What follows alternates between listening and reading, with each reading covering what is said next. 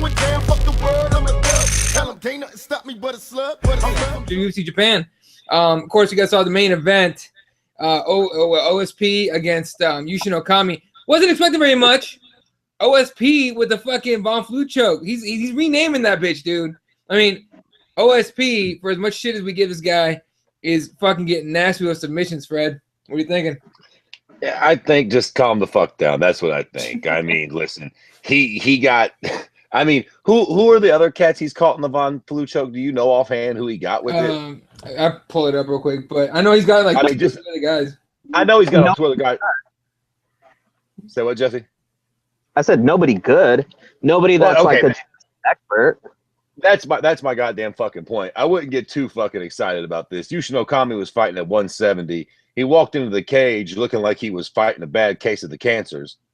I mean, he looked as soon as the fight hit the ground and OSP got on top of him, I knew it was fucking curtains. He was way bigger than fucking Yushin, way stronger. I don't know, man. I'm glad that we got to keep the fight because it was supposed to obviously be Shogun versus OSP, so he at least still got something. But this fight was a fucking wash from the jump street. It was Okami's first fight in the UFC in forever. I can't remember any time that he's fought at 205. He don't even fight at 85 no more. It was just a fucking disaster. And then what the fuck, you know what I'm saying? Actually, dog, I did the fucking show me with the homie Kyle, and he kind of brought up a good fucking point. He fucking thinks that Okami just called it in. Because the only way you can get caught in that Von Flue choke, the only way it works is if you go for that guillotine. Yeah. And Okami starts the fight and immediately jumps on a takedown. He drags the fight to the ground, throws his fucking arm up there at a sloppy-ass guillotine attempt. You could make the fucking, conspiracy theorist case that he just fucking went in there, shot down, fucking jumped on his back, and I mean, he did get choked out, but what the fuck, right? He didn't take a beating for it. And maybe this was just his way to do the UFC a solid, get a paycheck, and maybe get another fight at 85. Well, yeah, you get your foot in the door. You get your foot back in. You get back on the roster, basically. Well, yeah, I don't think this fight. Flat earther now, Fred? What are you, flat earther now? Eddie Bravo over here? I mean, listen. He had a weird game plan. He did the one thing that you would have to do to get caught in the Von Flue choke, the one choke that fucking dude's kind of known for. He takes zero punishment. He doesn't get punched one time. I'm not saying I buy it. I'm just saying, at the very least, that was a piss poor performance from Okami. What the fuck was that? All right, but let's go with Okami here. When was his last good performance? I mean, can you name his last good performance? Presumably, he's on a 4-fight win streak at 170. It's just, at 170. What the fuck? Fighting people that are named what? Yeah, I don't know. Mean, Tom, Dick, and Harry. But nonetheless, he's been winning. Again, I think the more plausible thing is, you take a fight last minute against a really, really big guy like that, and you're just going to make mistakes. It's going to make you look like a rookie in there. Looking up OSP's record here, I mean, he did the Von Flue choke on Nikita Krylov and Marcos Rogerio de Lima. Again, both guys that aren't like, highly touted submission artists, but still, I mean, like you guys said, like you're saying, it's just holding on to just nothing really, holding on to his head too long, and he's just really good at sinking that in. I mean, a bigger guy like that really knows how to really work that maneuver, he's going to catch you every single time, man. So, plus the fact that Okami is coming into the UFC again, what is this, his second stint in the UFC? I mean, I don't think you'd want to, get fired from a company, come back and make a crappy mistake like that, not try to give it your all and get fired again. I think he wanted to be here. He wants to be in the UFC. It's just circumstances, Yeah, look, he was there to step up, and he jumped in 205 pounds.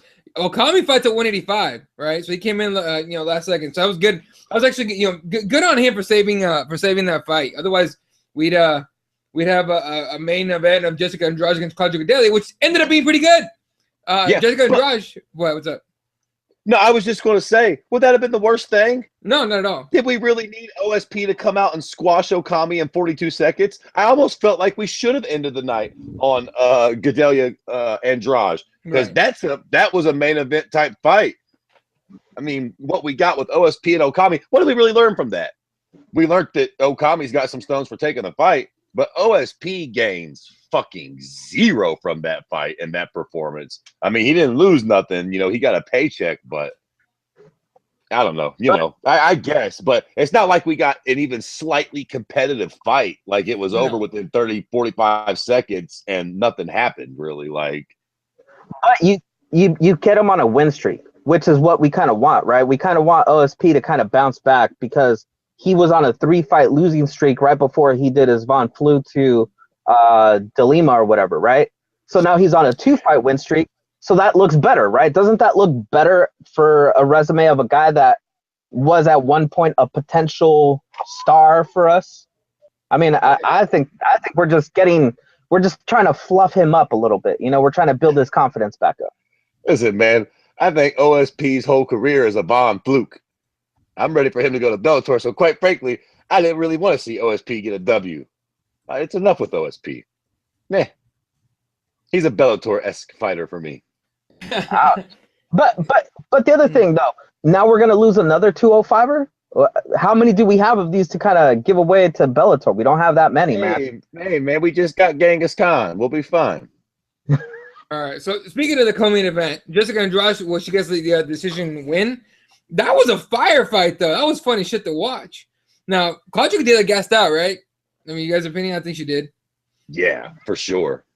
Because her hands looked good in that first round. The first round was good. And then Jessica Andrade. You know what's fucking crazy about this fight, though, dog? Yeah. This fight highlighted how jaded I am now with MMA. You know what the first thing I thought after that fight was over? Andrade is on steroids. And she might have been. I'm serious. In Japan. I'm serious. Just because of how much of an animal she was. And that's fucked up, man. Maybe she's just a fucking beast. But I'm so jaded now to see her just giving her those body shots and she just didn't stop, man. I mean, she was fucking beating that bitch like she just caught her man. She was throwing. I mean, you know, usually you see fighters, I don't know, performing techniques and going through the motions. Andrade looked like she wanted to hurt her. Like she wanted her to wake up pissing blood tomorrow, Jack. She was fucking punching her and elbowing her in the body. I mean, just a vicious all-out assault, and especially that third round. He was beating the fuck out of Claudia. Yeah. Relentless aggression. Like that shit that steroids gives you, man, when you're just roided out and beating the fuck out of somebody. I hope not making any accusations like I am against RDA. I stand by my accusations there. I am not making accusations. I just noticed how jaded I was. Like, man, anytime somebody has a beastly performance now, I'm like, that's a special sauce. If it wasn't, though, Andrade is a fucking animal. Great performance. Yeah. Now, a couple comments here on the YouTube. People are wondering about the we talked about that already. Off the air. Raider says, I love OSP, I don't give a fuck. Okay, that's fair. No, I mean that's cool. Hey, you know, teach their own. Obviously he's gonna stick with his boy. He's a Raider fan, so you know, to the bone, right? Well, first of all, she's a Raider, but she's a Raider fan. Yeah. No, it's the funny thing. I don't even know if she's a Raider fan, but actually, are you a Raider fan, Raider? Or can you just like give us a little bit of a little story behind it? I am a natural American. I respect her right to like him. Some people like vanilla ice cream. Right. I don't understand it. I hate vanilla ice cream. Fucking sucks. It's like eating fucking white air. But whatever. If people want it. I like vanilla ice cream. Oh, well. Of course you do. You're brown. Oh, okay. That's pretty cool. All right. So it's Raider fan. She's a Raider fan. And so it's Raider JAP is her screen name. Jewish American Princess. She got creative with her name. First thing I thought was Jep. Yeah. Anyway. He's a Jew. All That's right. great. Well, there we go. That's cool. Yeah. I appreciate you watching the show. All right. Anyway, so talking about Gadelha, 3 fights in 10 months. She's talking about taking a break. A lot of people taking that as a retirement, like time to think about retirement. I don't think so. But here's the thing: you lose to Andrade, you got bumped back a little bit, right? As far as like on your way to a title shot. Do you move to 125, your Gadelha, or you stick around? No, can I just say too for a minute that everybody just needs to calm the fuck down with everything in MMA. God forbid you drop a couple fights in MMA, the fucking Right? hard That's what I sport that said. it is. Everybody's like, should she retire? What is she, 23? 26? I mean, she's got to be a young broad. I mean, you know, sometimes, look, she looked very good in the first round. She gassed out a little bit. And Andrade just kind of came on hella strong in the end. There's not always a need to move weight classes up or down or to do all these dramatic things. Sometimes you just need to tweak your game a little bit, man. She's got faster hands. She was piecing her up in that first round. She just needs to find a way to keep that fucking steam going throughout the fight. Like, everybody wants some crazy fix, move camps or change weight divisions or fucking retire. Jesus fucking Christ.